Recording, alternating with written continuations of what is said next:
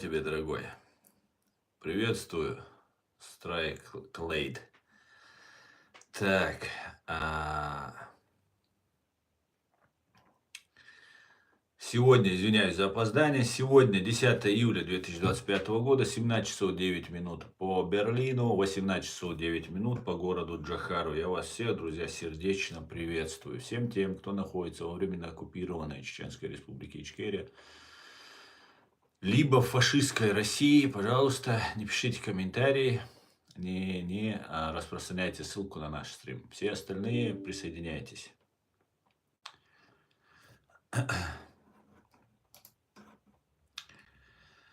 Так, сегодняшний свой стрим я назвал «Путин всех переиграл». Гениальный, ужасный и под-китайски.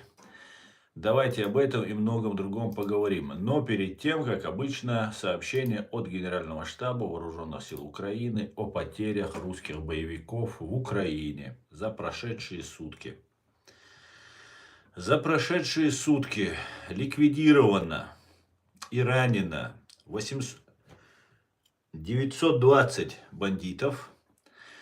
Итого их цифра приблизительно достигла 1 миллиона 30 тысяч 580 бандитов. 11 танков уничтожено, 3 боевые бронированные машины, 38 артиллерийских систем, 3 РСЗО, 324 БПЛА сбито, 6 крылатых ракет сбито и 81 автомобильная техника и цистерн уничтожена. С чем я вас всех, друзья, поздравляю. Слава Украине, слава ЗСУ, слава славным воинам украинским, которые сдерживают эту нечисть, это зло, этих миньонов сатаны. Вот такая вот ситуация, друзья. Прошу вас, пишите комментарии. Также нужно вначале сказать о том, что спикер Госдепартамента Тэмми Брюс о возобновлении поставок оружия в Украину. Я уже упоминала, говорит нам Тэмми Брюс, на нашем последнем брифинге, когда возникла обеспокоенность и шумиха по поводу прекращения поставок вооружений США в Украину. Тогда я предупредила, что это всего лишь единичный случай, что не следует трактовать его как новую политику или позицию, что мы были и остаемся самыми большими сторонниками Украины. И сегодня у нас есть информация о возобновлении поставок оружия в Украину. Президент не раз об этом говорил. Так что все нормально, друзья. Все отлично. Сегодня день памяти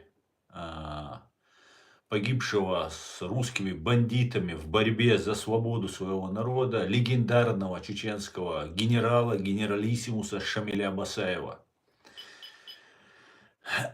Подло, вероломно, как обычно это делает русня, Шамиль был убит.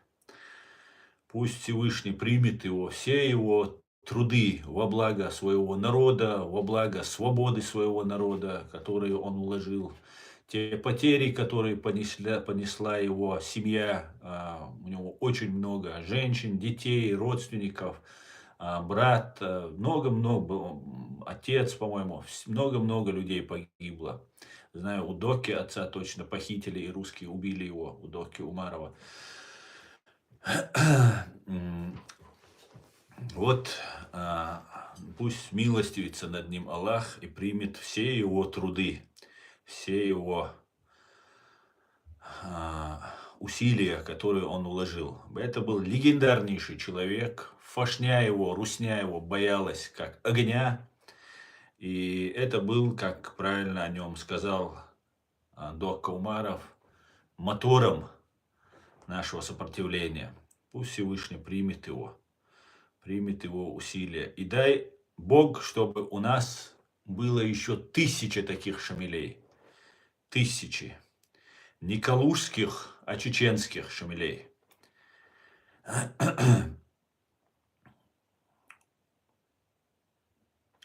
Я записал, вот быстро сейчас бежал пока, быстро записал, бежал на стрим, записал короткое видео по поводу Шамиля Калужского, больше известного в народе как имама Шамиля. И когда я предыдущее видео написал, слишком так много критики поступило. Сразу видно чисто потомки россиян мне пишут комментарии. Столько мата, столько оскорблений и так далее, и так далее. Выйди на связь, дай связь. Моя связь, мой номер телефона есть под каждым видео. Под каждым видео. Но за все это время я так и не увидел никого, кто бы хотел приехать и встретиться со мной лично. Просто пишут гадости, там, оскорбления, угрозы и так далее. Но так и не приехал никто. Поэтому не утруждайте себя. Мне неохота с вами разговаривать, просто поболтать с вами, да, поболтать, поговорить там и так далее. Так сказать, чтобы вы на мне хайпнули, да, мне это не интересно, да, поэтому всем тем, кто писал мне комментарии, оскорбления, ну, очень грубые, чисто по-русски, ну, конечно, потомки Шамиля, которым завещал Шамиль покорными быть России, царю, по-другому как еще будут писать, да, ну, радуют чеченцы, да, которые очень правильно все понимают и правильно оценивают. Так.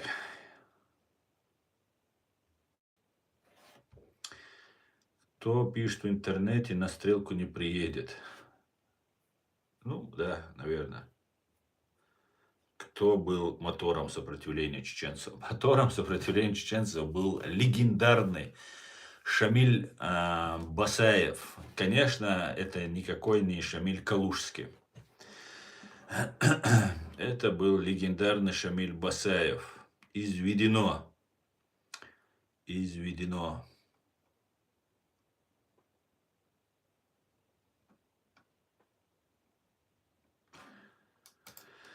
Такс.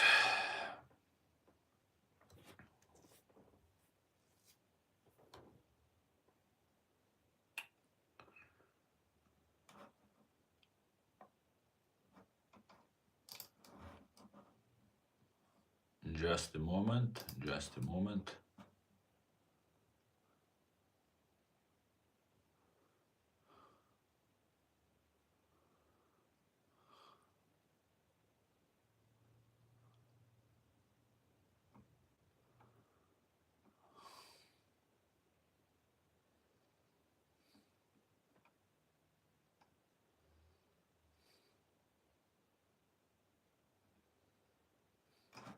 Так, это что у нас тут?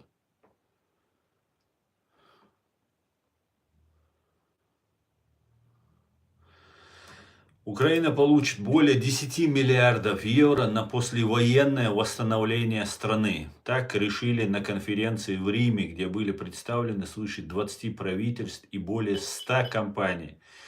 Премьер-министр Италии Джорджия Мелони подвергла резкой критике разрушения украинских церквей и музеев армии РФ. Эти культурные ценности являются частью общего европейского наследия и будут восстановлены, цитирует Мелони агентству КНА. В свою очередь, канцлер Германии Фридрих Мерц, выступая в итальянской столице, анонсировал запуск Европейского флагманского фонда по восстановлению Украины, задачей которой станет мобилизация крупных объемов частных инвестиций. По словам Мерца, международная поддержка Киева, продвижение Украины к членству в Евросоюзе, участие частного капитала в ее восстановлении – это 3 предпосылки для достижения экономического чуда в стране после войны. Как говорится, отличный просто намек на толстые обстоятельства. Круто! Поздравляю, Украина! Ты это заслужила. Ты заслужила очень-очень многого. Так, давайте почитаем ваши комментарии.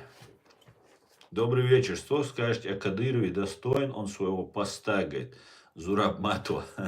Зураб, ну, наверное, вы первый раз у меня на канале и говорите вот такие вот странные для нашего канала вещи.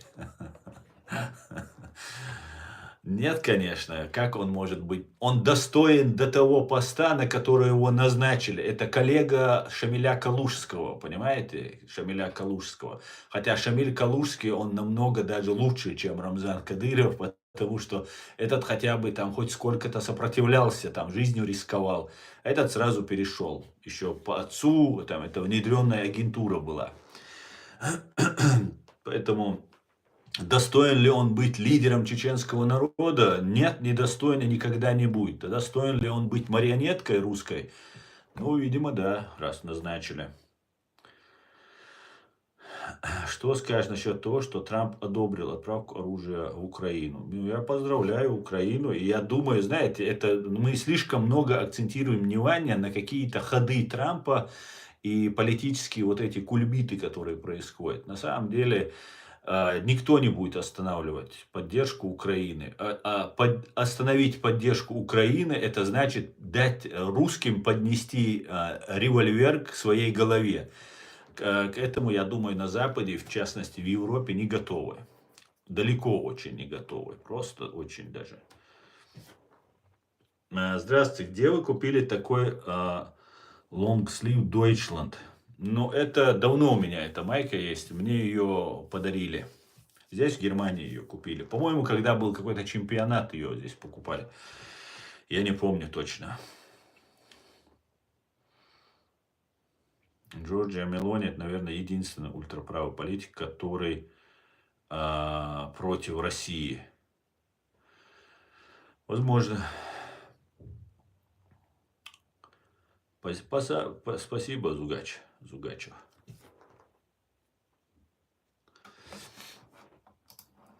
Всегда пожалуйста, как говорится.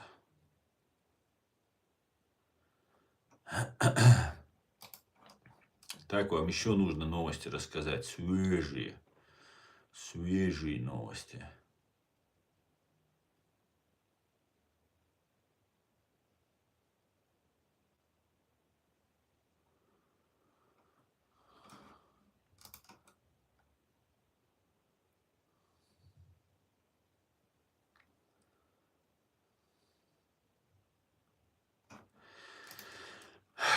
На шпионов охотятся. Как мне это нравится. Еврокомиссия, и не могу не прочитать вам эту новость, Еврокомиссия лишила аккредитации переводчицу, заподозрив ее в шпионаже в пользу РФ. Женщина вела слишком подробные записи во время закрытого заседания Евросоюза в декабре 2024 года с участием президента Украины Владимира Зеленского, пишет французская газета «Le Monde». На встрече обсуждались поставки европейского вооружения Киеву после избрания Дональда Трампа президентом США. Во время переговоров чешские синхронисты заметили, что в соседней кабинке их коллега госпожа И в деталях записывала разговор. Они уведомили службу безопасности, которая изъяла оборудование и записи переводчицы и заставила ее покинуть зал. В тот же день было начато внутреннее расследование. Женщину лишили аккредитации и запретили появляться на территории Еврокомиссии. Председатель ИК Балаш Уйвари в беседе с Deutsche Welle отметил, что переводчица не была сотрудницей Еврокомиссии, а выполняла работу как фрилансер. В комментарии Le Monde госпожа И назвала инцидент недоразумением. В свою очередь, посольство Украины во Франции и Брюсселе, по данным газеты, уже несколько лет не позволяют синхронистке присутствовать на переговорах во время визита Зеленского. По версии Киева, она поддерживает связь с российскими властями. По данным Le Monde, госпожа И родилась в семье россиян. У нее есть сестра, которая тоже работает переводчицей. Обе некоторое время прожили в Украине. Около 20 лет они работали в качестве внештатных сотрудников для НАТО, Еврокомиссии, а также для Министерства обороны и иностранных дел Франции. Друзья, эти переводчики, эти разные представители, их так много здесь, и они все считают за честью и своим долгом работать с российским посольством. Я не знаю, как быть, переводчиков как бы не так много, но и переводчики, и разные журналисты, которые сейчас некоторые переобулись, кто-то сейчас заполз под корягу. Но вот этих людей очень много кто работает на Россию. Я не знаю, как их отделять, как их выявлять. Но то, что их нельзя никуда допускать, это понятно. Как это будут делать, я этого не знаю. Надеюсь, разберутся.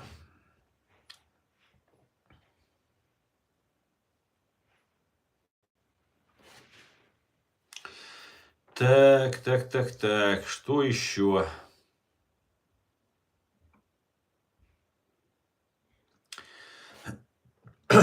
Очень хорошая новость еще одна. Эффект домино в Шенгене. Страны одна за другой вводят пограничный контроль. В начале июля Польша ввела контроль на границе с Германией и Литвой. Ранее проверки на границе усилила ФРГ. Франция сохраняет погранконтроль после терактов 2015 года. Австрия впервые ввела его на границе со Словенией и Венгрией в сентябре 2015 года в разгар кризиса с беженцами. С тех пор продлевает каждые 6 месяцев. Стороны оправдывают шаг необходимостью сдерживать нелегальную миграцию и решать проблемы нацбезопасности. Эти пограничные проверки чистой воды политический символизм, не дающий реального эффекта по сдерживанию миграции, отмечает в интервью Deutsche Welle Бирте Нейнбаре, профессор Люксембургского университета. По ее оценке, с ростом влияния ультраправых сил в ЕС, лидеры центристских партий вынуждены демонстрировать жесткость в отношении миграции, и пограничный контроль является зримой мерой, пользующейся популярностью участия электората. Ну да, я с этим тоже согласен. На самом деле нужно очень жестко принимать меры в отношении россиянцев.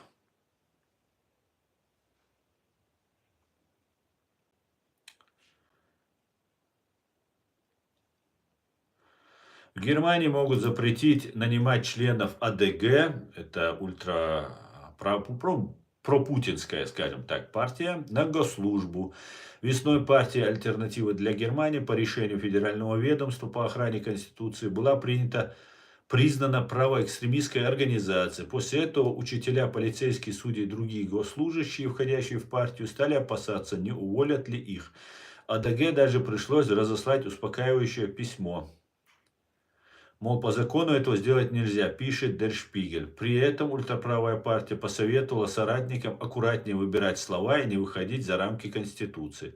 Однако, по данным издания, на деле опасения учителей и полицейских из АДГ оказались не беспочвенными. Все больше федеральных земель в Германии планируют не допускать экстремистов на государственную службу и готовят для этого законодательную базу. В Баварии и в Баден-Вюртемберге соискатели уже сейчас обязаны указывать в анкете, являются ли они членом экстремистской партии. В списке есть и АДГ. В Рейнланд-Пфальце вот-вот ведут аналогичные меры, отмечает издание. Кроме того, часто кандидаты госслужащие проходят плановую проверку того самого ведомства по охране Конституции. В Бранденбурге она проводится в отношении всех кандидатов. В Гамбурге и многих других федеральных землях она проводится в отношении потенциальных полицейских. Так, перехожу к вашим комментариям. Новости, потом почитаем еще. Так, я смотрю здесь. Вы чуть активнее начали писать. Как думаете, в чем проблема российского президента? Что он делает не так? Ну, проблемы российского президента или Владимира Путина были бы, ну, если мы сейчас описали бы его проблемы, это было бы не полной правдой. Дело не в президенте Путине, дело в террористическом учреждении ФСБ, бывшем КГБ СССР, ныне ФСБ и его филиалов во всем мире, в том числе и в Германии, в Украине, в Казахстане, в Азербайджане и в других местах. Поэтому говорить об одном Путине — это обманывать себя. Этот обман, сегодняшний обман нас привел вот к сегодня, вот все эти десятилетия обмана привели нас к сегодняшней ситуации. Дело не в Путине, дело в учреждении КГБ, СССР, ФСБ. Понимаете, Путин никто. Если вот заменить его, станет другой просто, такой же Мутин. Понимаете? КГБ полностью захватила власть над государством, над армией, над всеми другими. Суд, там все остальное давно принадлежало, и армия теперь тоже им принадлежит. Поэтому вся проблема в том, что террористическая банда учреждения КГБ СССР ФСБ является по сути своей террористической организацией, по сути, по своему коду, внутреннему коду. И их задача завоевание всего мира и установление своего вот этого сатанистского порядка на земле. Понимаете?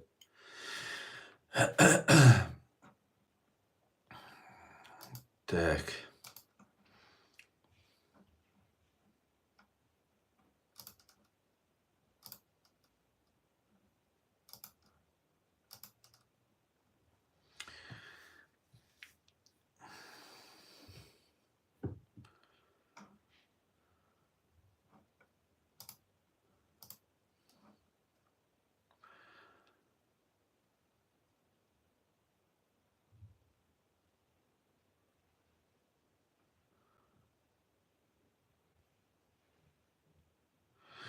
Почему Зеленский не очищает инфополе Украины? Нужен-то один приказ. Да, это очень хороший вопрос, но мне кажется, знаешь, вся система построена КГБ.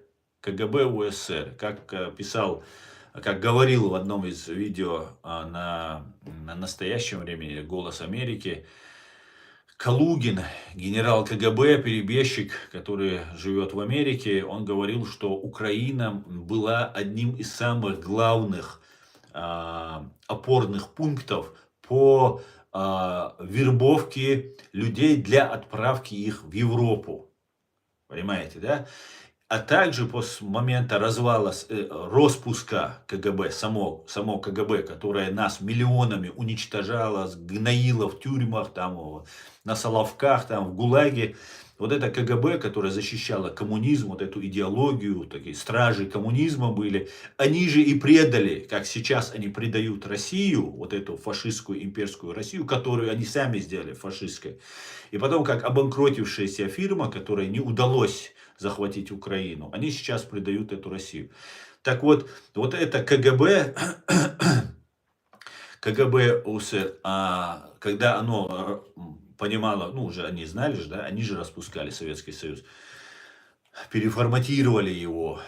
Главное для них было сохранить Киев, Украину, потому что вся русская история построена на истории украинцев, от Киевской Руси и так далее. И да, часть русских это есть славяне, но большая часть это не славяне. Это такая солянка, сборная солянка из разных народов, которые Россия завоевывала. И все те, кто терял свою идентичность, свою национальную идентичность, те становились русскими. И им важно было сохранить Киев, потому что без Киева они фейк, они не настоящие, нет у них этой истории. И самые большие ресурсы, силы были брошены для того, чтобы удержать Украину. То есть из Украины вербовка шла в европейские страны своих людей и для удержания Украины. И вот теперь представьте себе, как много этой там агентуры. А мы слышали рассекречивание архивов КГБ УССР? Не слышали. Мы слышали о том, что очень много привлечено к ответственности, какие-нибудь массы увольнений из СБУ. А если даже уволить все СБУ, это не решает проблему, потому что непосредственно чиновники, там, депутаты, многие-многие политики, многие-многие другие люди занимали в Советском Союзе, дворники даже стучали КГБ. Огромная система работает на КГБ. И они где-то кого-то сливают. Вот сейчас они российских военных активно сливают. Активно, абсолютно. Но и при всем при этом они остаются у власти. И есть все опасения, все основания утверждать, и опасения обоснованные, что они сохранятся. Они сохранятся. Они повесят миллион медалей на грудь, как защитников Украины. Там они, как они бились за Украину и так далее. То же самое у нас было в Чечне. Вся эта КГБшная свора, ГРУшная и КГБшная свора получала там честно, нечестно, обманом, хитростью, там, ложью, подтасовками, получала медали, честь нации, там другие третьи, которые им там награждали их наши президенты, наши первые лица. И после этого потом они открыто переходили на сторону России. Понимаете? А Зеленский человек из шоу-бизнеса, который занимался там просто развлекательным делом, который, конечно же, тоже непростой человек был для спецслужб, потому что, полагаю я ничего не утверждаю, но Зеленский оказался вот в этой системе. Что он может сделать? Например, Юрий Швец, который живет в Америке, бывший КГБшник, на мой взгляд, очень умный человек, прямо говорит, например, на Ермака, что это там Аманский, Ермак Аманский, который с Патрушевым встречался. Патрушев это, наверное, самое большее зло, даже чем Путин на России. И эти люди существуют, они живут, и вот поэтому мы видим 3,5 года войны, мы видим, как отдаются ЧВК вагнеровцы, которых берут в плен, как Евгений Нужен, например, которого раскручивает пропагандист Бутусов, и потом его передают и убивают. ЧВК «Вагнер» – это детище Путина, и путинские бойцы не имеют права сдаваться в плен. Вдруг кому-то понравится, и все ломанутся сдаваться. А мы знаем, как вот этих вагнеровцев, ЧВК, так называемая, это обычная банда, из зон набирали людей и просто на мясо отправляли этих людей. Командиры их, которые отправляли, они живы, а эти все как бы в расход идут. А если бы все эти тысячи зэков, которых вытащили, как Евгения Нужина, из тюрем, перешли бы на сторону Украины. Представьте, какой колоссальный эффект был бы от этого. Представьте себе, если вагнеровцы, которых они так распиарили, путинские или там личные палачи, и они переходят на сторону Украины. Представьте себе. И Бутусов этому не позволил сделать. Бутусов, Геращенко, кто там, Аваков, как его... Арестович, там, Гордон, огромное количество, и, конечно, принятые ими, там, уважаемые ими, там, пропагандист, фашист Невзоров, и многие-многие другие вот такие люди на Украине. Поэтому это не так легко все сделать, не так легко. И даже, возможно, это невозможно, представьте себе. Это может быть даже невозможно, понимаете? Вот такая вот ерунда получается. И ты не докажешь, ты не объяснишь, доказать-то мы приводим факты, косвенные, основанные на нашем личном опыте. Но вот такая вот ерунда получается. И именно с этим связано то, что Зеленскому не до конца доверяют в Америке. Понимаете? Они с военными, американцы, больше общаются, чем с вот этими разными там СБУшниками или гуровцами, или еще с кем-то. Короче, бардак в Украине. Как в Чечне. Один в один, как в Чечении. Как у нас это было. Как в Ичкерии это было. На фронте все как единые братья сражаются. Да, иногда тоже там агентура может где-то появляется. Но в целом в тылу царит полностью после гибели Джохара Дудаева. Вот эти все пророссийские, вот эти Дудаев, которых прогнал, снова всплыли. И вот вокруг Масхадова они начали собираться. И Масхадов дал себя им обмануть. К большому сожалению. Вот такая вот интересная ситуация складывается. Это каждый день гибель украинских воинов. А что было бы, если бы, например, Евгения Нужина не отдали бы? Что бы было бы?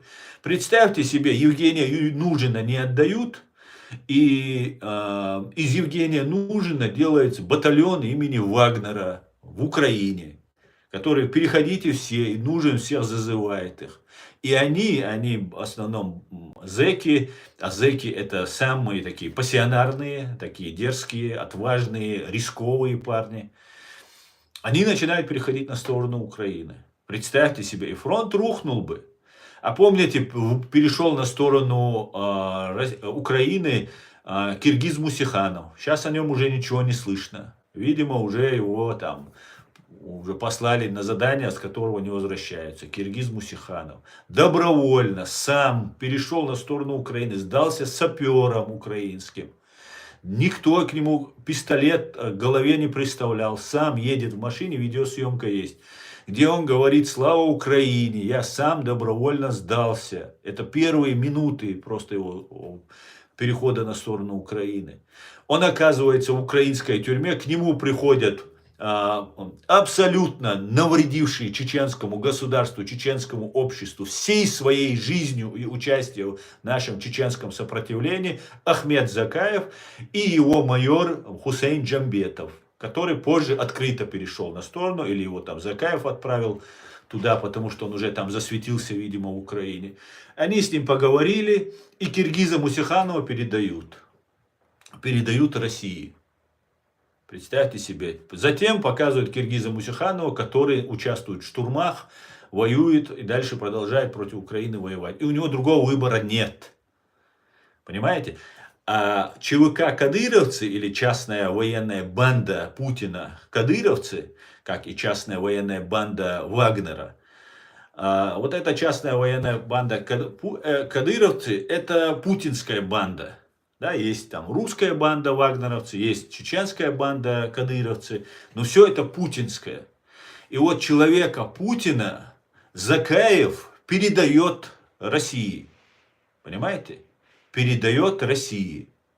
И больше ни один кадыровец, ни один чеченец, который насильно, обманом, под разными соусами там оказываются чеченцы, не перейдет на сторону. Потому что они все это увидели. Все, для них не нужно никаких доказательств. Они увидели, что вот Закаев выторговал под каким-то соусом, забрал. Может коррупция, может просто измена. Но все по какому-то странному стечению обстоятельств оказались людей, обменяли, которые оказались людьми Путина, личной бандой Путина. Вот и делайте выводы, что происходит в Украине. Понимаете? Это все нужно как бы закрыть глаза, не видеть, не слышать и делать вид, что этого нет. Нет, так не бывает. Так не бывает.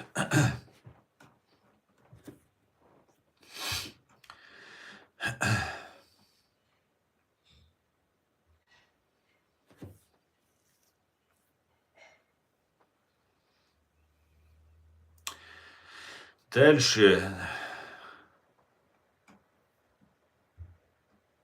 Сейчас, друзья, я перемотаю. Алейкум позитрон. Всех, друзья, приветствую. Так.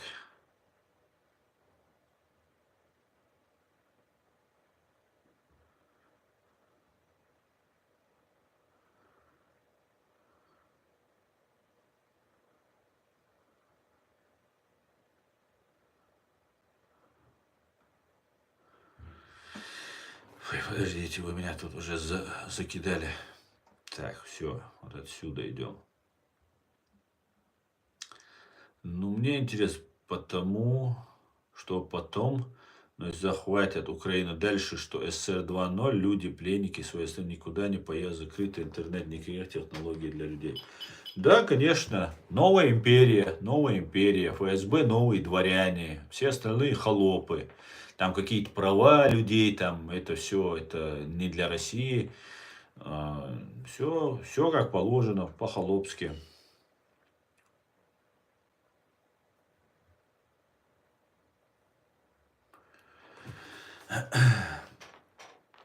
Все правильно. Голодная Московия нужен весь мир. Да.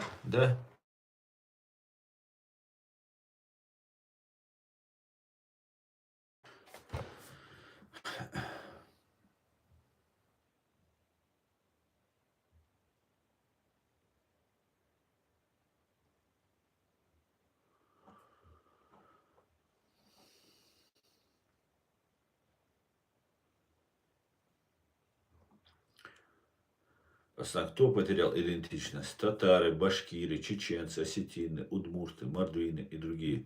Многие, вот кого ты перечислил, многие потеряли. Чеченцы не потеряли, Татары большую часть потеряли, башкиры потеряли, ну еще держатся и татары, и башкиры. Осетины, ну тоже в какой-то степени держатся, но тоже потеряли идентичность. Удмурты и мордвины, но при всем уважении к ним, они больше всех потеряли, вот из перечисленных, да, многие потеряли.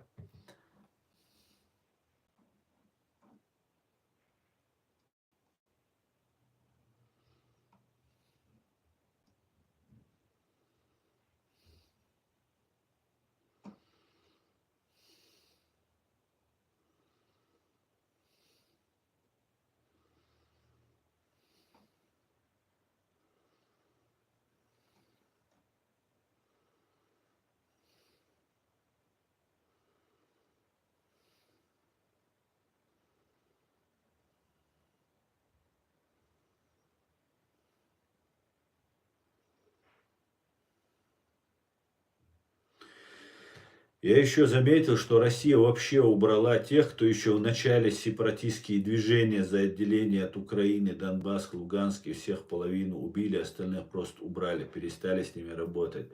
Да совершенно абсолютно точно, Иркин. Дело в том, что самыми большими лохами оказались русские националисты, которые поддержали эту русскую так называемую весну и вот этого создания Новороссии.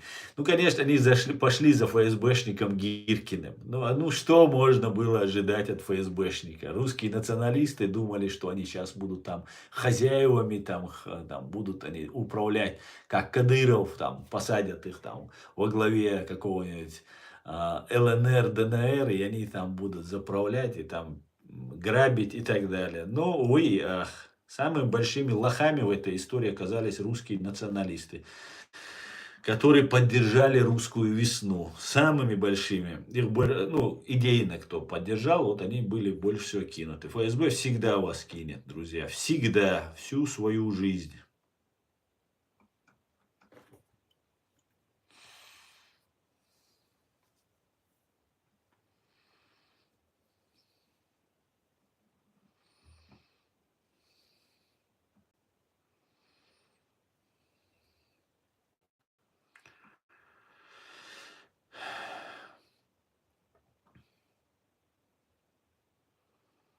США сила. Да, Тим, это точно, Тима, это точно.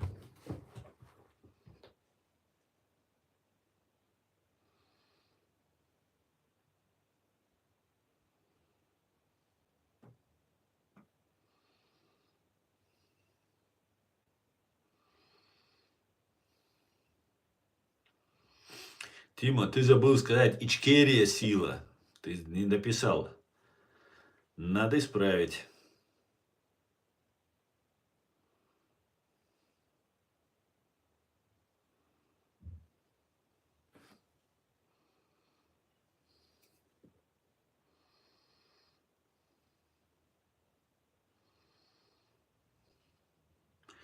Уведомления о твоем стриме не приходят. Приходится ловить в определенное время.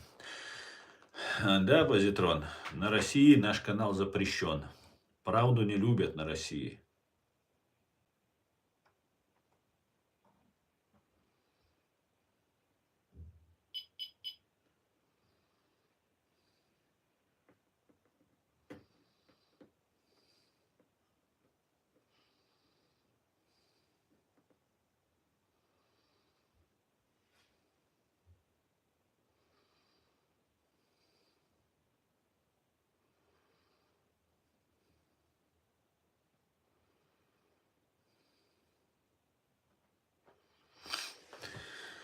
Так, я смотрю, сегодня троллятина активизировалась. Вроде бы у вас там интернет запрещают, а вы еще тут мне тут пишете.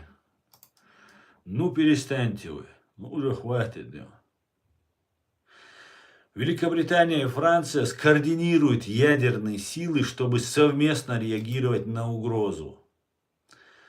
Страны намерены 10 июля подписать соглашение, которое позволит при необходимости совместно реагировать на любую экстремальную угрозу Европе. Средства ядерного сдерживания Парижа и Лондона останутся под национальным контролем, но могут быть скоординированы.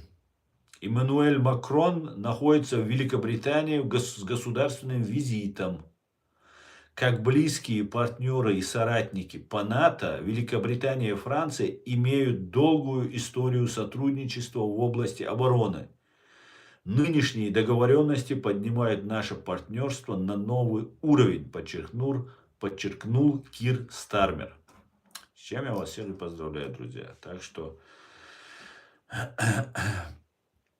Москва – это город казахов. Да, Асланбек, совершенно верно, казахский город. Срочно нужно вернуть казахам.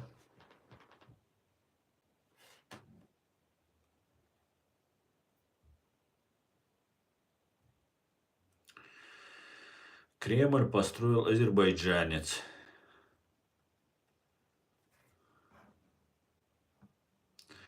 Почему в Германии нет ядерного оружия?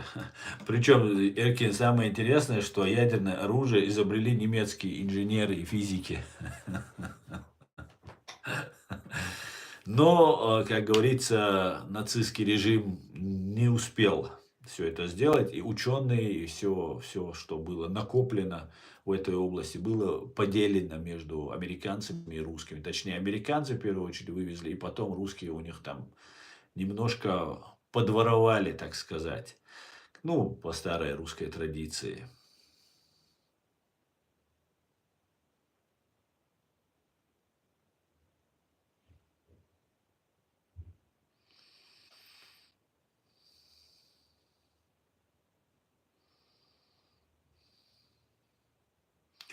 Сибирь наш китайский. Да, Сибирь уже китайский. Дальний Восток китайский. Кстати говоря, вы знаете, что Япония забирает Курилы? Знаете это? Вот не говорите, что я вам об этом не сообщал. Первым вам об этом новость сообщил я на канале Реалити. Вот вам Аслан Арцуев сообщает эту новость. Курилы уходят в Японию. Навсегда возвращаются родные острова японские, вернутся в родную гавань, так сказать. А знаете, почему я это понял, что это произойдет? А дело в том, что сейчас начали русские снимать в Японии ролики о том, какие японцы плохие. И теперь я пришел к выводу, что значит все, дело уже подходит к возвращению Курил. И этот вопрос, он же не за один день возникает, там уже процесс идет. И русские спецслужбы, у них уши большие, глаза зоркие, они все видят и слышат.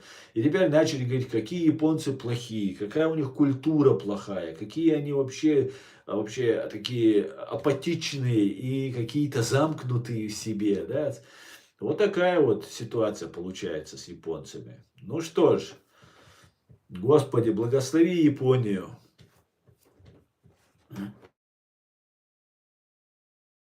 Сейчас, одну минутку, друзья.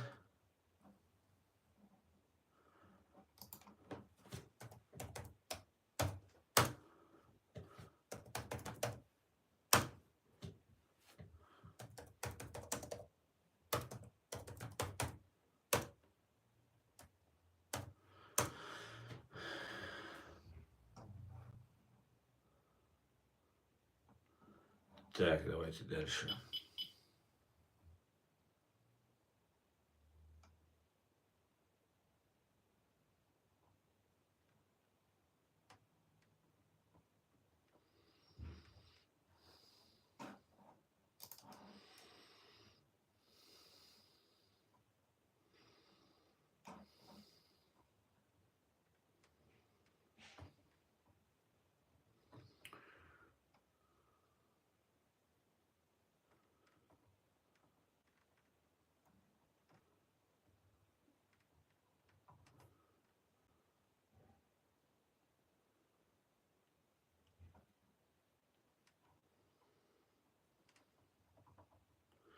Алиса Семенова. Космос первый обуздал, смотрите какое слово, обуздал русский.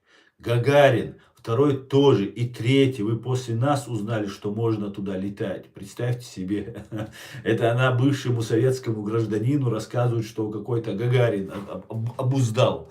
А вы уверены, что он обуздал? Вот вы сумасшедшие. Просто фашня на фашне, да, бред. Обуздал, он до сих пор его обуздает. Да. Курилы наш японский, да. Так.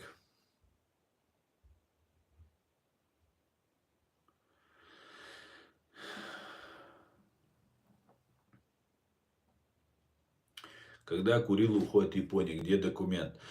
Ну, документ я вам не приведу сейчас, потому что я нахожусь в Германии, а в Японии там другие документы.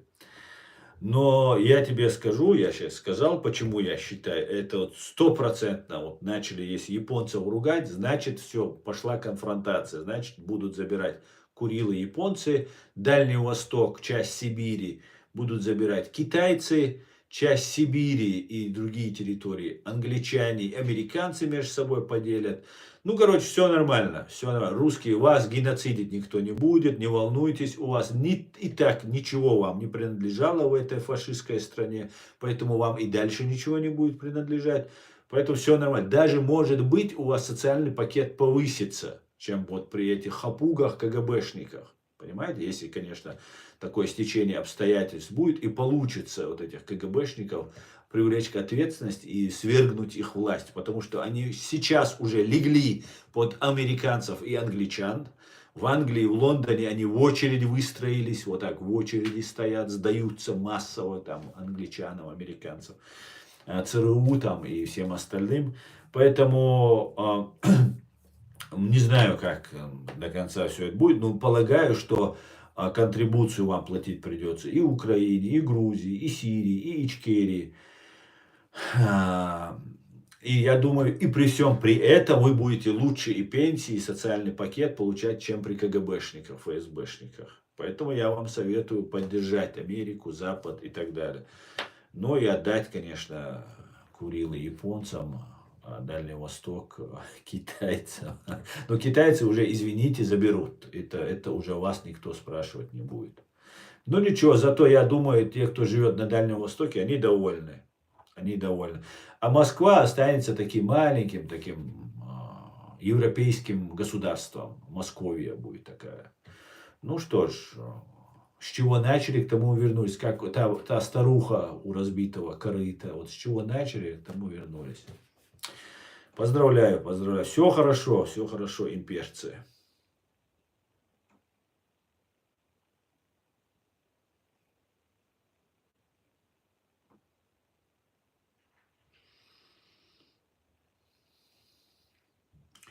Когда-нибудь русским построят русскую республику. Да, совершенно верно. Когда-то они достойны ее, они заслужили ее. В конце концов, у них тоже должен быть свой уголок в этом мире. За тобой придут, поверь, рулька хлеба мне говорит. Может, ты рулька сала дел? Кто за мной придет? Ты что ли? Ну давайте приходите, я уже заждался. Жду, не дождусь.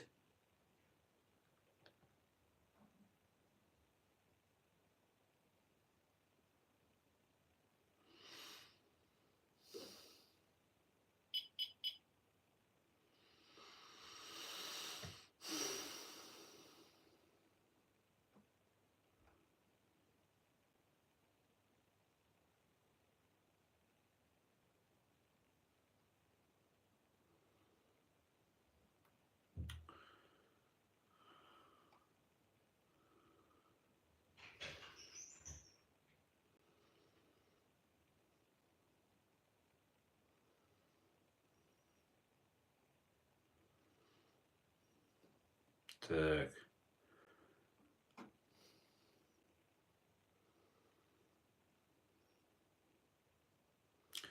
Василий Хван говорит, слава Палестине. Абсолютно с тобой, слава Палестине, слава великому Израилю.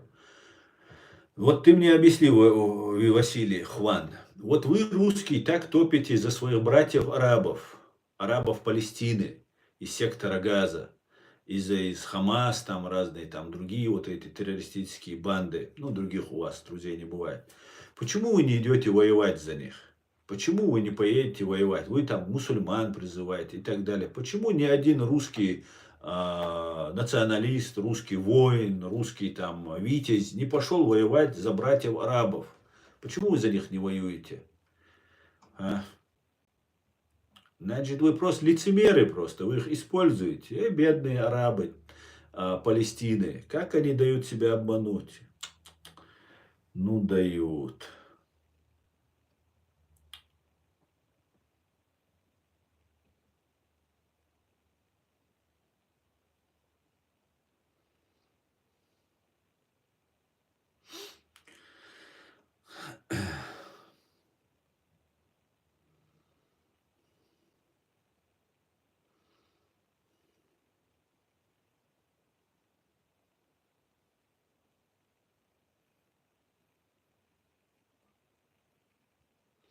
А почему украинцы, не буду говорить, как ты говоришь, немцы, французы, американцы не идут воевать за Израиль, говорит Юра Шур. Ну, не идут, потому что Израиль побеждает. Зачем там дополнительные какие-то солдаты нужны? Израиль сам легко, очень, как вы заметили, очень легко справляется. Не только с террористами в сектор Газа, но еще даже и наставит в позу иранцев со своим ядерным оружием. Вы что? Это Израиль очень мощное государство. Бойтесь его, бойтесь. Они вам еще русским за все, что вы 7 октября сделали, припомнят. Вот зачем туда? Это вы должны ваших там этих террористов Хамас там лупят. Ну езжайте, захватите с собой там своих дружков и идите, помогите. Что же вы не едете? Что, страшно, да? Страшно, конечно.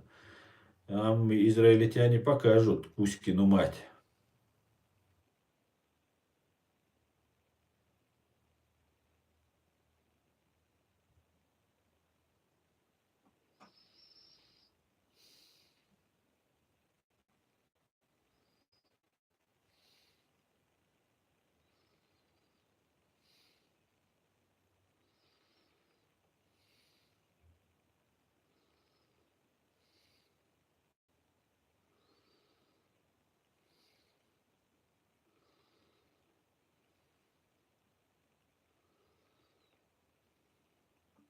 Просто кто ты по нации.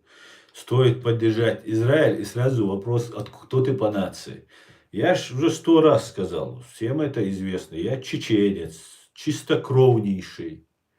Понимаешь? Знаю 17 колен можно просто по записи вспомнить всех, поднять. Никого, ни чеченцев нет в моей истории, в моих генах, в моих предках. Ни чеченцев нет. Самый настоящий чеченец. Какое ваше отношение к Грузии? К Грузии у меня может быть отношение только как к своим братьям. Грузины наши братья. И по духу, и по культуре, и по совместному проживанию на нашей прекрасной, на нашем прекрасном Кавказе, на нашем прекрасном уголке этого мира. Валейк салам, Рояль.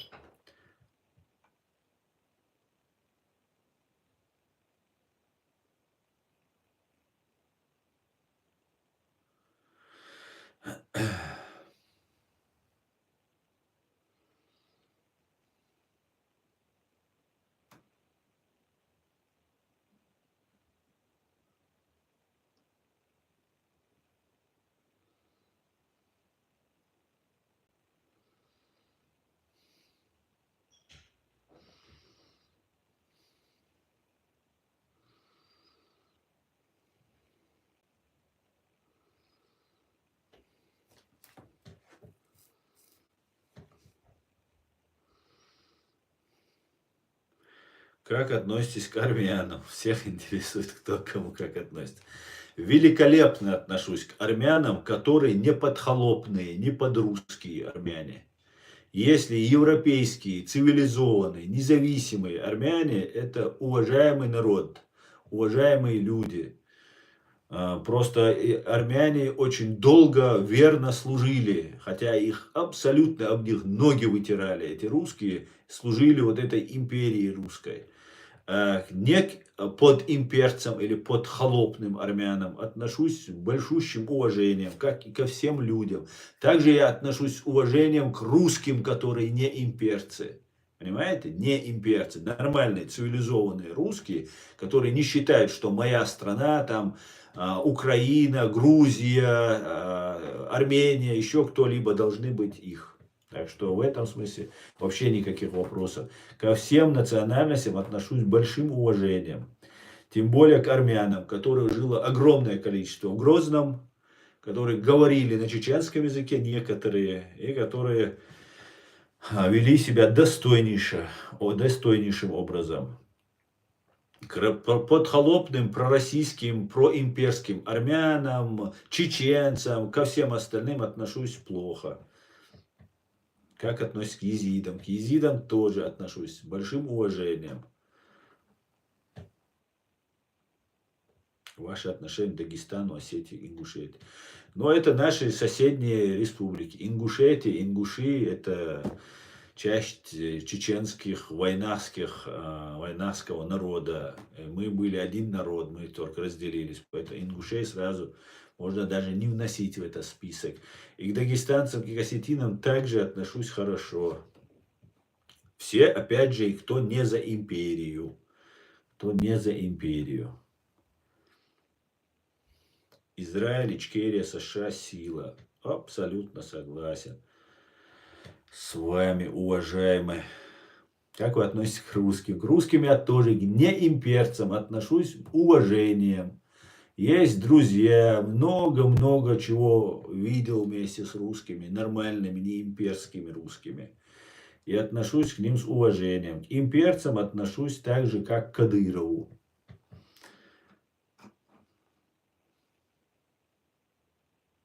Который является русским, политическим русским, понимаете, имперским русским. Марионеткой, то есть. Кто такие европейские армяне? Я имею в виду цивилизованные, проевропейско настроенные армяне.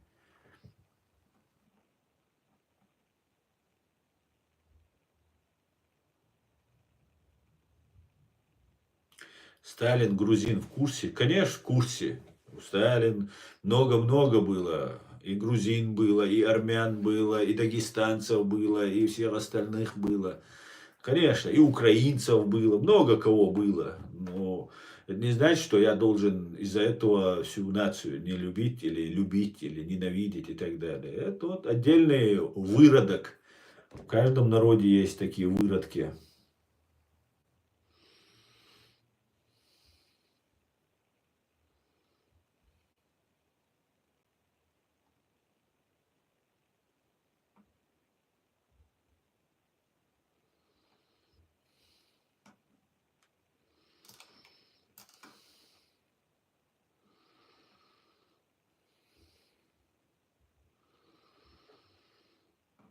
Кокус буряк, я с вами согласен.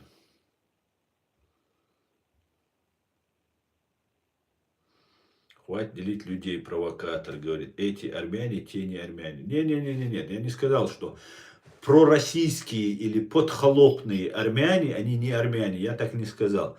Я сказал, что я к ним отношусь так же, как отношусь к русским имперцам. Понимаешь? Вот что я сказал. А если они такие есть? Потому что от русской империи мы, например, понесли колоссальные потери. Понимаешь?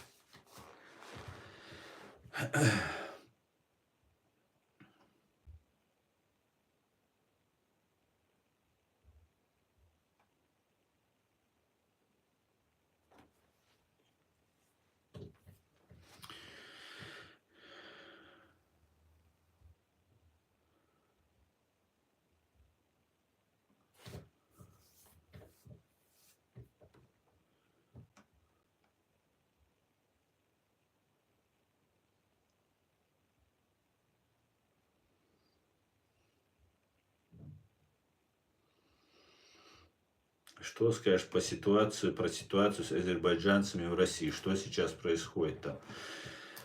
Ну, по моей информации идет прессинг азербайджанцев, идет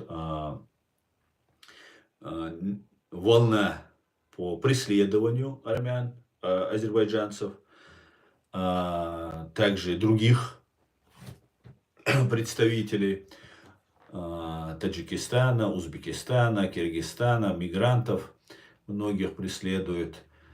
Сейчас особо мощной такой волны, такой широкомасштабной такой операции мы не видим.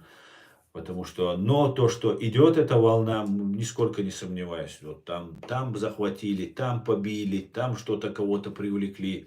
Особенно если это касается каких-то единичных случаев, то в этом случае мы вообще об этом не узнаем, потому что это не становится таким достоянием общественности. А так, конечно же, эта ситуация имеет далеко идущие планы. И, скорее всего, может быть, из этой ситуации вырастет что-то большее. Что-то большее.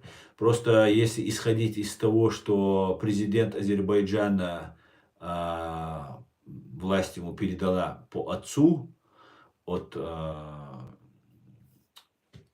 Гейдара Алиева, который был тоже связан с КГБ, с Советским Союзом. Есть сомнение у меня, что вот эта волна, которая накручивается, она будет иметь какие-то положительные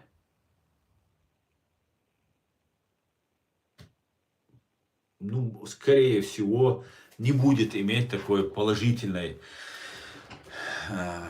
стороны во всем этом. Не знаю. Посмотрим. Будем наблюдать. Если что, вы мне пишите, друзья, сообщайте. Я друг азербайджанского народа, я буду вам помогать всячески распространять информацию, привлекать внимание к вашей проблеме, к вашей и ко всем остальным проблемам.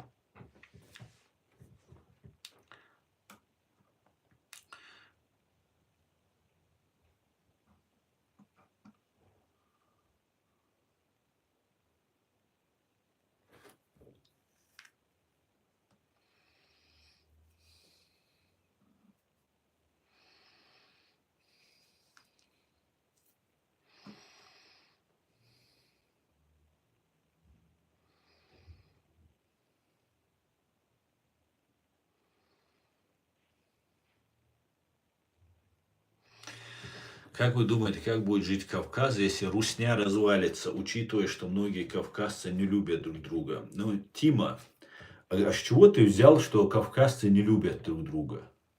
Я просто в первый раз, может, мне как кавказцу это как-то неизвестно, может, тебе, русскому, намного лучше это понятно.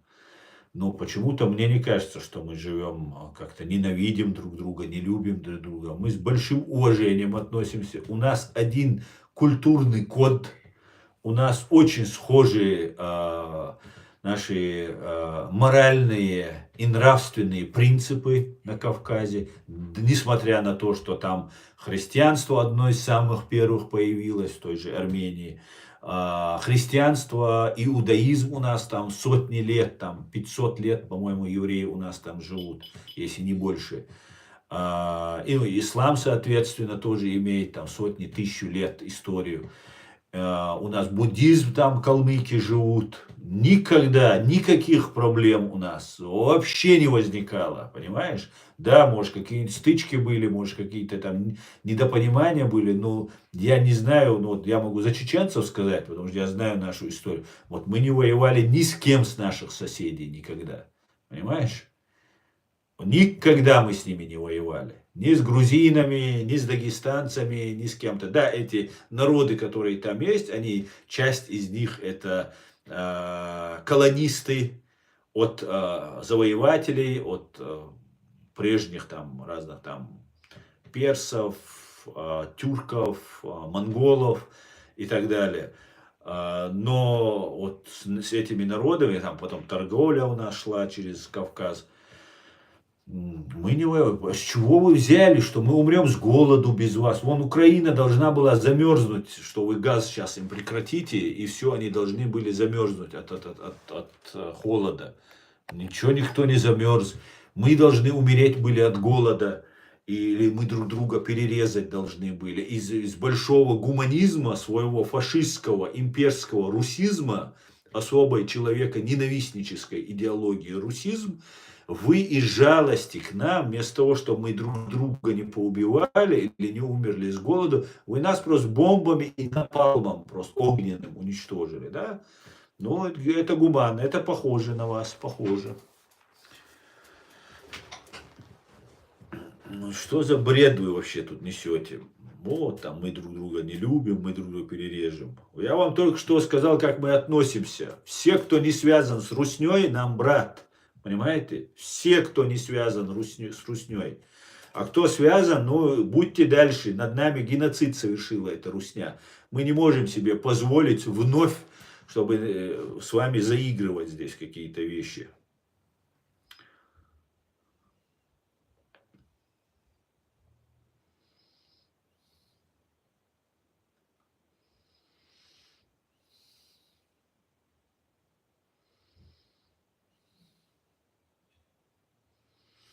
Так, друзья, я перемотаю.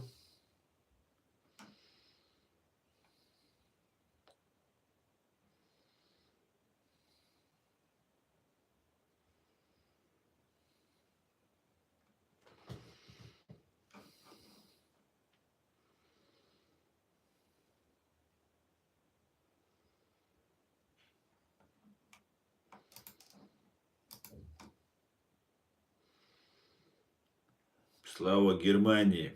Аминь. Слава Германии. Героям слава.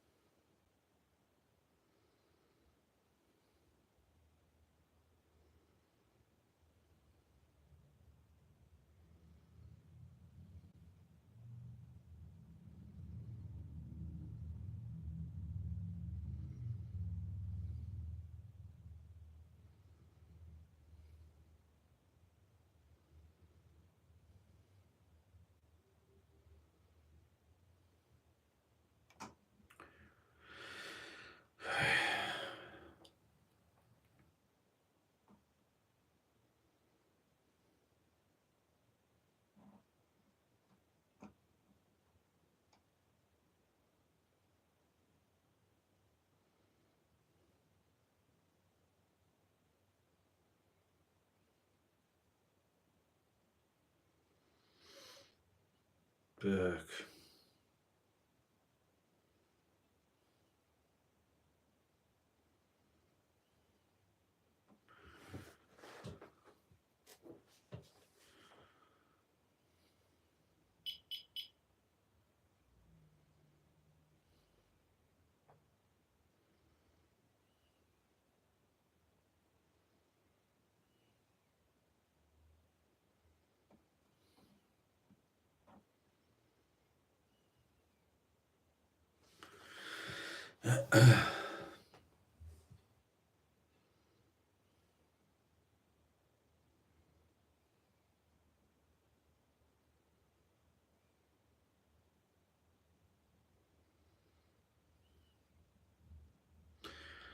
Тут читаешь, одно и то же вы мне тут повторяете. Я же вам что, в каждом стриме должен одно и то же вам рассказывать, друзья.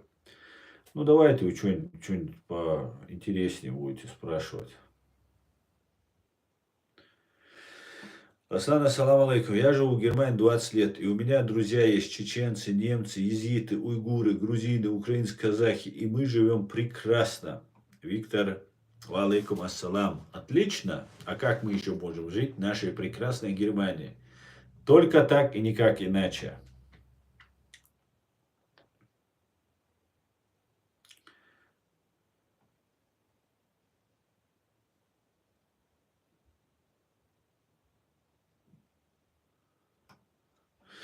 Марина говорит, как вы себе представляете выйти из-под влияния России? Вы же умный человек, должны понимать, что это невозможно всего с его арсеналом противовоздушной обороны, ядерная страна. Я против вас ничего не имею. Марина, но смотрите, если у России есть ядерное оружие и там 90 миллионов населения, а нас около миллиона, это не значит, что мы не имеем права на свою свободу. Тем более юридически мы все сделали правильно. Соответственно, международным правом вышли из Советского Союза, как он перестал существовать, на законных основаниях. Еще в 90-м году мы провели референдум, там представители от каждой 1000 человек представляли, там, избрали председателем общенационального съезда чеченского народа Джохара Дудаева, советского генерала, никаких там террористов, исламистов, арабов мы никого не привозили, все наши чеченцы, советские люди, все были, все говорили на прекрасном русском языке, все имели советское образование и так далее, и так далее, и так далее. Но Российская империя, Русская империя посчитала, что нас нужно уничтожить. Просто уничтожить. Не считаясь ни с нашим правом, не считаясь ни выбором народа, ни выбором свободы, независимости народа. Вот взяли и решили нас уничтожить. И если вы сильнее, это не значит, что вы правы. Если у вас есть ядерное оружие, это не значит, что вы правы. Понимаете?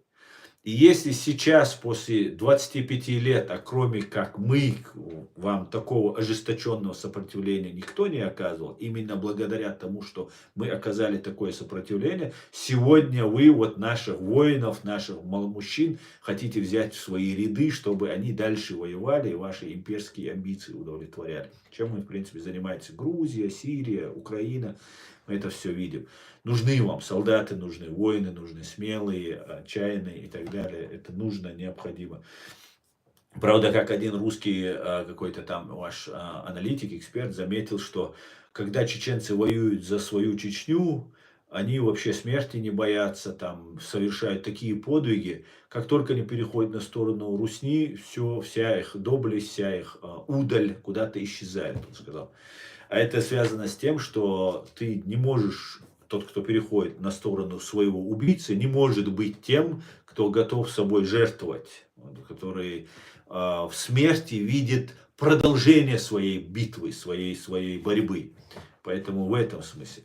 Поэтому только лишь из-за того, что вы сильнее в военном плане, это не значит, что мы должны сдаться. Как только мы сдаемся на законных основаниях, во-первых, мы теряем свою культурную, свою нравственную идентичность. Понимаете? Да, можно убить, можно посадить, можно поставить и там заставить ходить с руками за спиной, в полосатой робе, по кругу. Все это можно сделать над человеком. Как сказал Наполеон, завоевать можно любой народ штыками.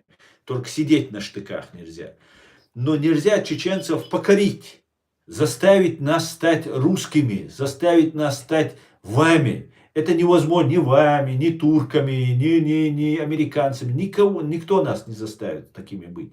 Понимаете? Потому что как только мы становимся кем-то другим, мы сразу автоматически теряем свою чеченскость. Понимаете? Мы ничего против не имеем. Ни русских, ни армян, ни турков, ни кого-либо. Просто нас оставьте в покое. А ваша империя нас не оставляет.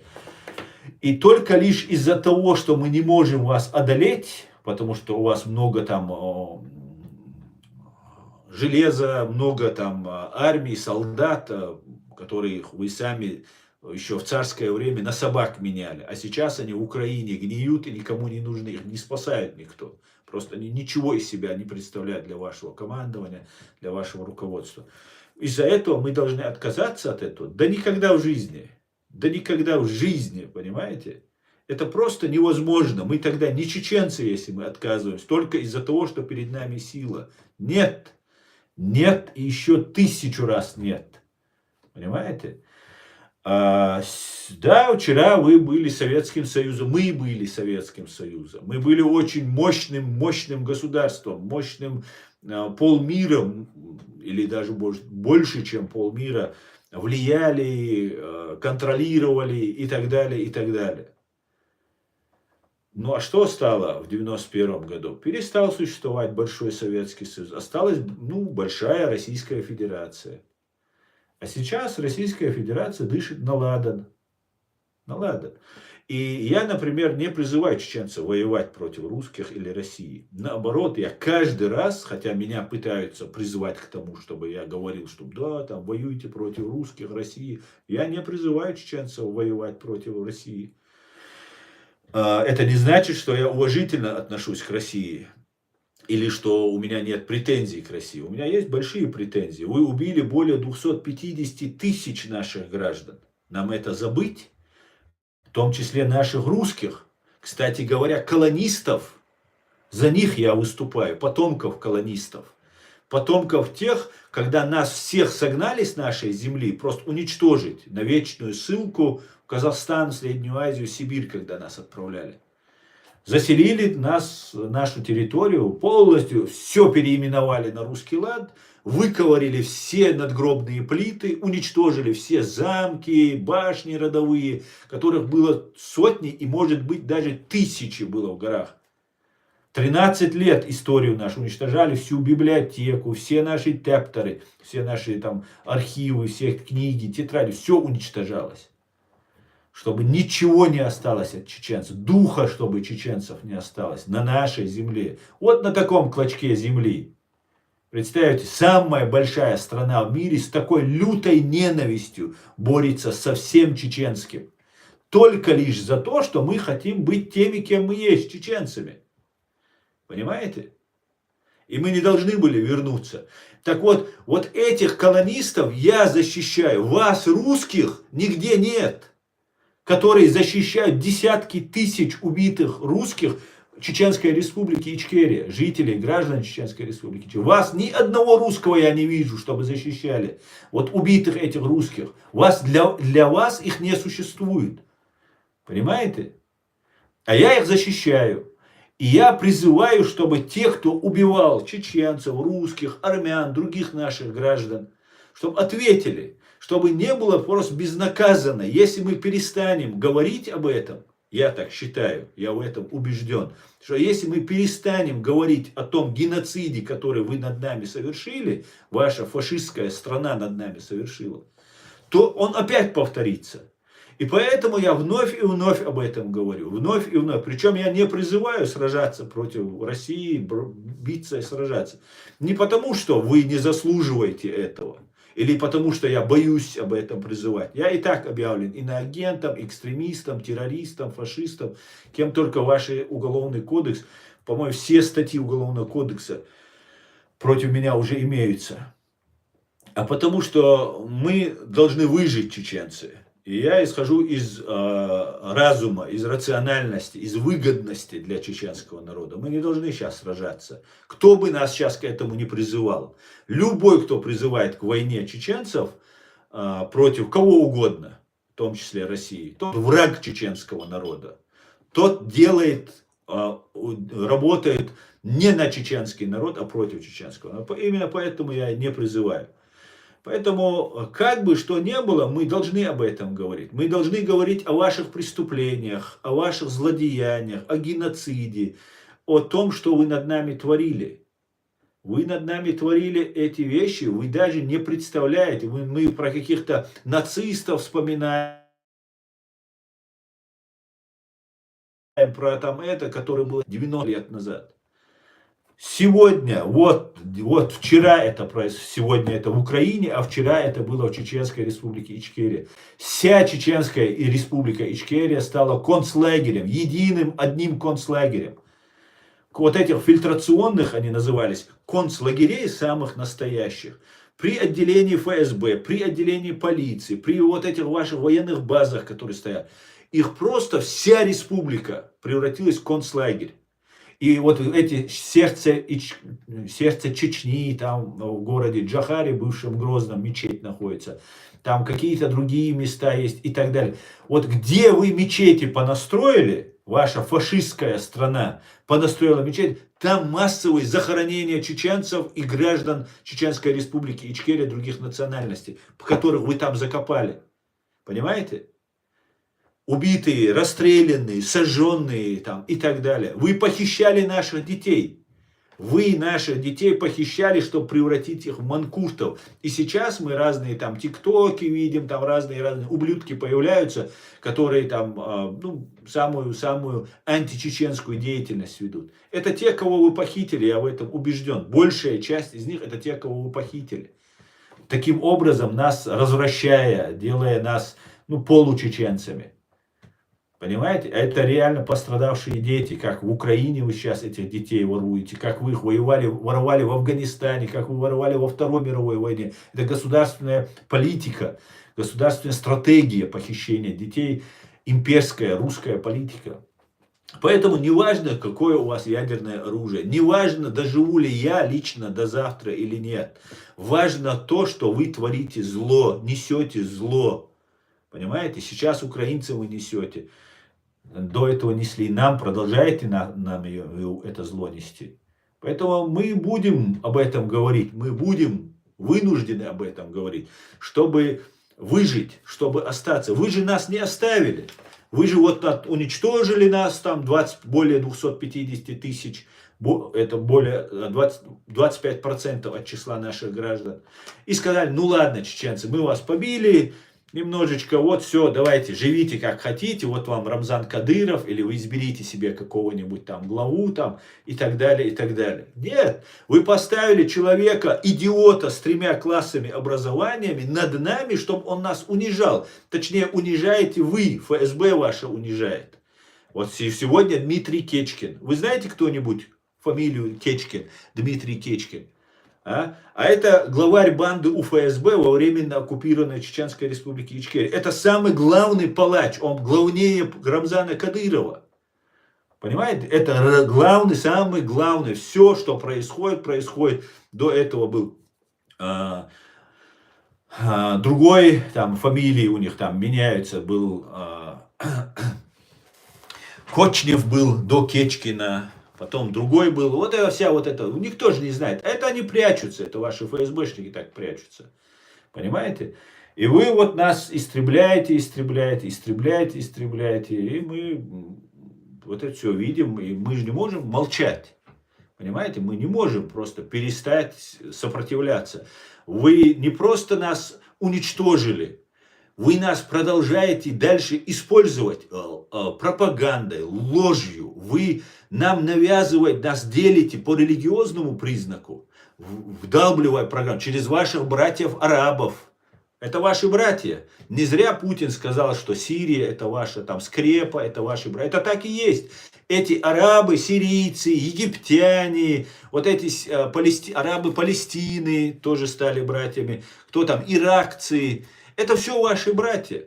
И нам под видом наших братьев-мусульман, они нами манипулируют, нас используют. Нами пользуются и нас используют в угоду России, Русской империи.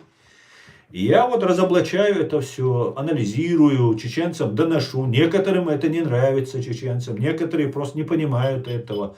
Пытаются как-то сопротивляться, потому что паттерн пропаганды, который заложен, он так въелся в мозги, что это кажется, что нет, это же истина. А тут какой-то аслан пришел, нам эту истину сбивает. Поэтому не важно, какая сила перед тобой, не важно, кто с тобой рядом стоит и какую миссию ты несешь в этой жизни. Понимаете? Поэтому я не призываю драться, не потому что мне жалко вашу империю. Мне жалко чеченцев. Я поэтому призываю сейчас ни в коем случае не ввязываться ни в какую войну, ни против русских, ни против кого бы то ни было, разоблачать ложь, провокации, пропаганду российских спецслужб, которые продолжают нами манипулировать и нас использовать. И таким образом я спасаю чеченцев. Спасаю. Некоторые не понимают этого. Некоторые меня оскорбляют. У них не хватает мозгов понять, что я говорю. И они меня там пытаются куда-то списать, кем-то меня представить там, и так далее. Ну, Бог им тоже судья, поймут. Многие извинялись передо мной, когда поняли, что да как. Поэтому вот такая вот ситуация. Если бы чеченцы боялись бы силы, и они правы, и перед ними сила, и они отступают, то мы не взяли бы себе символом волка, который всегда нападает на хищников сильнее себя или сражается. И когда умирает, умирает тихо, не скуля. Как-то так. Как думаешь, Украина сможет отстоять свою независимость? Конечно, Украина уже отстояла свою независимость. Другое дело, нужно вот этот КГБ оттуда вычистить.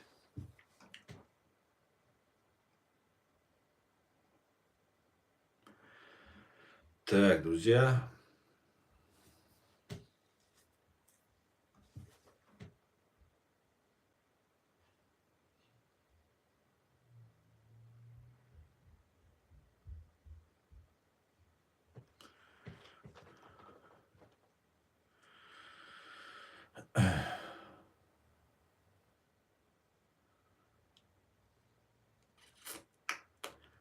Так.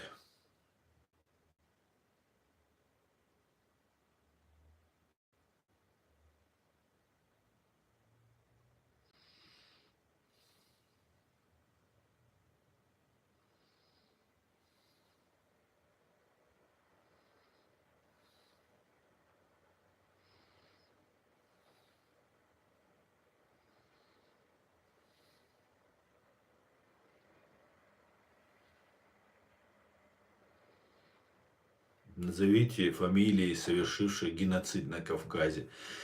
Валерий, я за весь Кавказ говорить не буду, потому что так много геноцидов вы совершали против народов Кавказа, что просто не перечислишь. Давай последний геноцид, который совершили.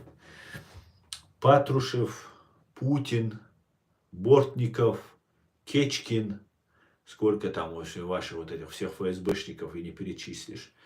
Все русские фамилии, все русские. Если ты намекаешь, там, армяне, евреи, там, грузины, там, совершали. Да, и евреи помогали, и армяне помогали, и грузины помогали, и чеченцы помогали.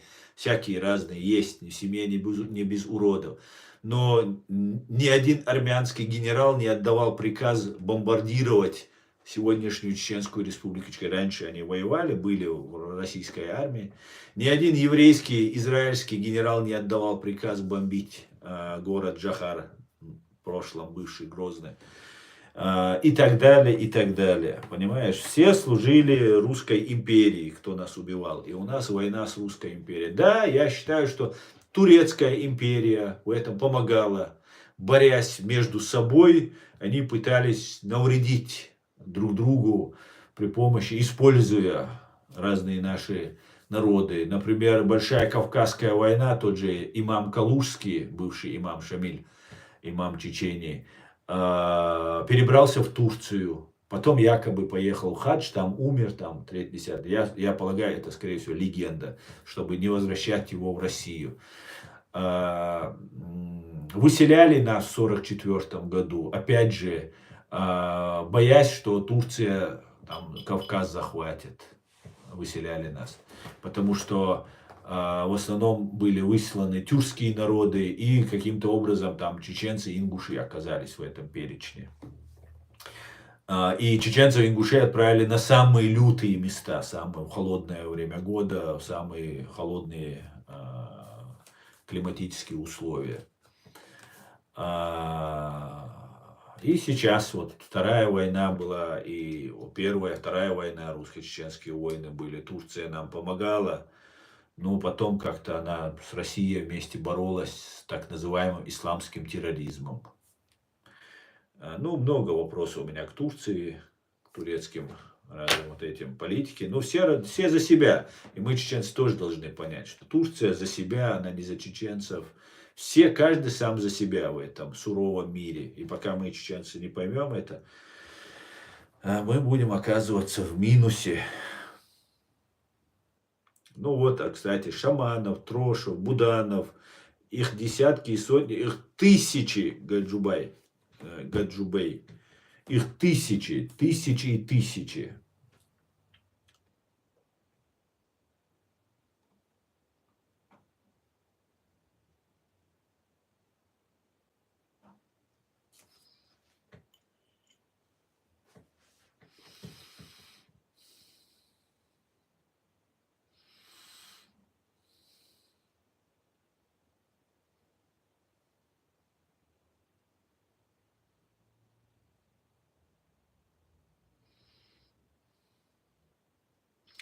Ты забыл, за что вас выслали, забыл, за что Виссарионович вас обозлился, говорит. Тестер Петренко. Тестер Петренко. Так за что нас выслали, скажи мне? За что? За то, что все наше мужское население было на фронте? За это, может, нас выслали? Всех женщин, детей и стариков. Вы же мужчин-то побоялись высылать. Вы всех мужчин отправили на войну и выслали всех женщин, детей и стариков. Это легко будет тебе проверить, и ты сможешь это легко в интернет забей и узнай. Ни одна нога немецкого солдата не ступала на чеченскую землю. Они просто не дошли туда. Они бомбили, Моздок бомбили, Грозный бомбили. Но они не дошли, не ступили, чтобы мы им сдались. Чтобы мы им, наши женщины, дети и старики им сдались. Мужчины были на фронте. Выслали вы нас по-русски, вероломно, по НКВДшно-КГБшному, по-имперски. Вероломно и подло, когда все мужчины были на фронте, когда война уже закончилась и фронт уже двигался в Европе, их даже на Кавказе немцев не было. Вам не стыдно это до сих пор, вот этот ваш блеф, вот этот бред повторять вновь и вновь, вновь и вновь. За что вас, за что? Вот за то, что мы, вот как ваша легенда рассказывает, подарили коня. Правда, немцы не дошли к нам, понимаешь? Немцы просто не дошли. Физически не оказались они на нашей территории, понимаешь? И выслали вы наших женщин, детей и стариков. Понимаешь? Причем это не выселение было, это геноцид был под видом выселения.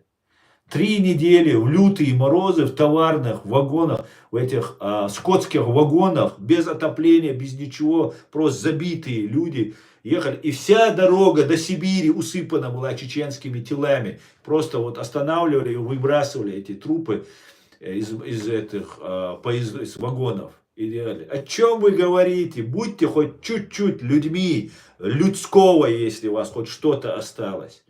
Ну перестаньте нести эту чушь. Признайте, что вы просто так истребили не только чеченские, но и другие народы истребляли. Не только чеченские, ингушские. Бесстыжие, аморальные существа.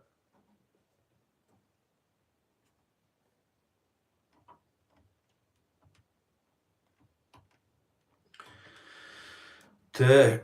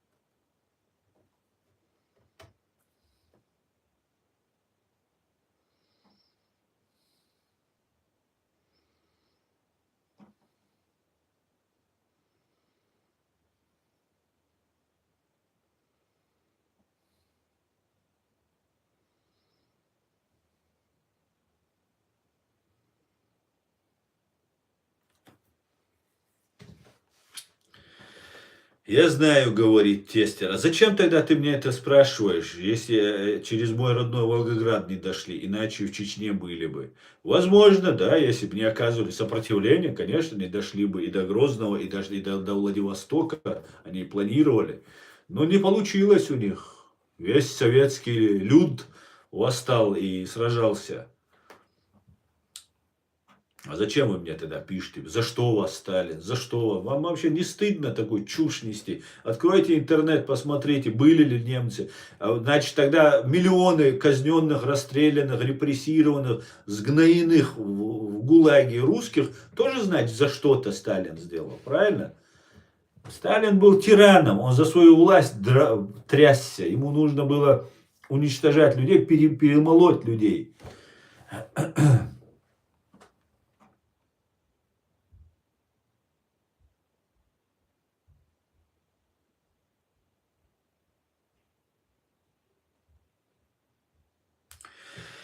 Почему вы говорите «вы»? Правительство России корректнее. Это интересы власти. Мы-то тут при чем? Как по мне, идите хоть на все 4 стороны. Борис Першин. Тогда